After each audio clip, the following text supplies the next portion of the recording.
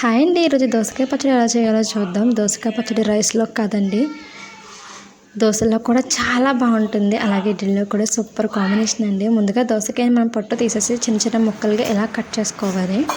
ఇప్పుడు స్టవ్ పైన కళాయి పెట్టుకుని దాన్ని కొంచెం 2 స్పూన్లు ఆయిల్ వేసి కాస్తంత మినపప్పు దాన్ని బాగా ఫ్రై అవ్వనివ్వాలండి. ఫ్రై అవుతున్న దాంట్లోనే మనం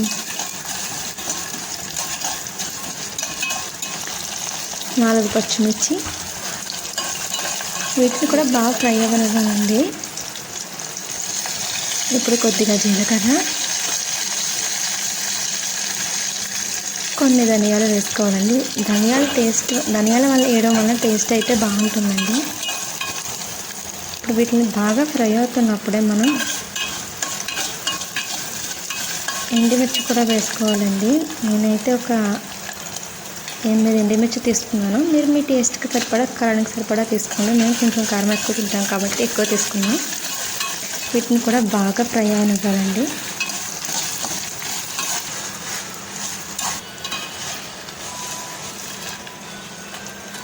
చూసారా, నేను వీడియోలో చూపిస్తున్నట్టుగా ఫ్రై అవ్వాలి. కొంచెం ఫ్రై చేస్తూ ఉండండి. ఫ్రై అయిపోతే పక్కన పెట్టుకొని అదే కడాయిలో కొద్దిగా ఆయిల్ వేసుకొని దోసకాయ ముక్కలు కట్ చేసి పెట్టుకున్న దోసకాయ ముక్కలు మనం దాంట్లో ఆయిల్లో వేసుకోవాలండి.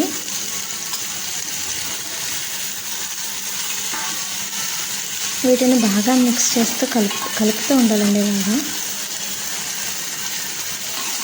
వీడియోలో నేను చూపించినట్టు కలుపుతూ ఉండండి.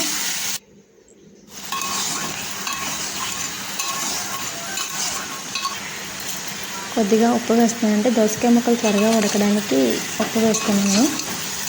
ఇవి ఉడకడానికి 10 to 15 minutes పడుతుందండి.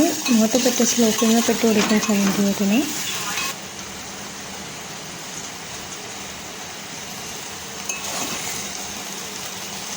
చూసారా ఎలా ఫ్రై అవుతున్నాయో? ఇంకొంచెం ఫ్రై అయితే సరిపోతుందండి. ఫైనల్గా ఫ్రై అయితే అయిపోయిందండి. నేను వీడియోలో చూపించినట్టుగా మీకు వస్తే సరిపోతుంది. ఇదిగోండి, ఇప్పుడు స్టవ్ ఆపేసి పక్కన పెట్టుకున్నాను. ముందుగా మనం ఫ్రై చేసుకున్న ఎండుమిర్చి ఇవన్నీ ఉన్నాయి కదా, వాటిని మిక్సీ జార్లో వేసుకోవాలి, మిక్సీ పట్టుకోవాలి. కొంచెం చింతపండు, ఒక నిమ్మకాయ సైజు చింతపండు అయితే వేసుకుంటున్నాను. ఇదిగోండి, పోపులు మరీ మెత్తగా ఆడేయకూడదని కచ్చాపచ్చా కడాలి. ముందుగా మనం చల్లార్చి పెట్టుకున్న దోసకాయ ముక్కలు కూడా ఇందులో వేసేసుకోవాలి. మరొకసారి మిక్సీ పెట్టుకోవాలండి.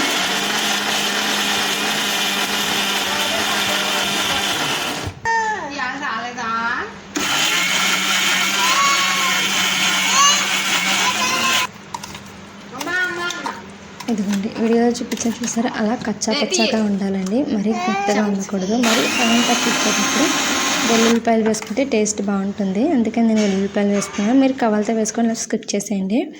ఇప్పుడు దీనిలో పోపు కోసం వెల్లుల్లిపాయలు పచ్చివాసన పోయేంత వరకు ఫ్రై చేయండి. మినపప్పు అలాగే శనగపప్పు 2 తీసుకున్నాను నేను. కొంచెం జీలకర్ర ఫ్రై చేయండి. వీటిని కూడా బాగా. కరివేపాకు వేస్తున్నాను. ఎండుమిర్చి ఫైనల్గా బాగా ఫ్రై అయిన తర్వాత మనం ఇది పోపుని పచ్చడిలో వేసేసుకోవడమే. ఇదిగోండి, ఫైనల్గా రెడీ అయ్యింది దోసకాయ పచ్చడి. దోసకాయ పచ్చడి రైస్లోకే కాదండి, చపాతీలోకి అలాగే దోశల్లో కూడా చాలా బాగుంటుంది. డెఫినెట్గా ట్రై చేయండి, చాలా టేస్ట్గా ఉంటుంది.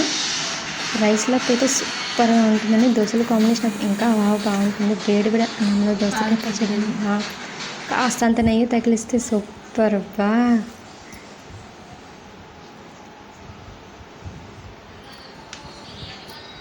Thanks for watching my video.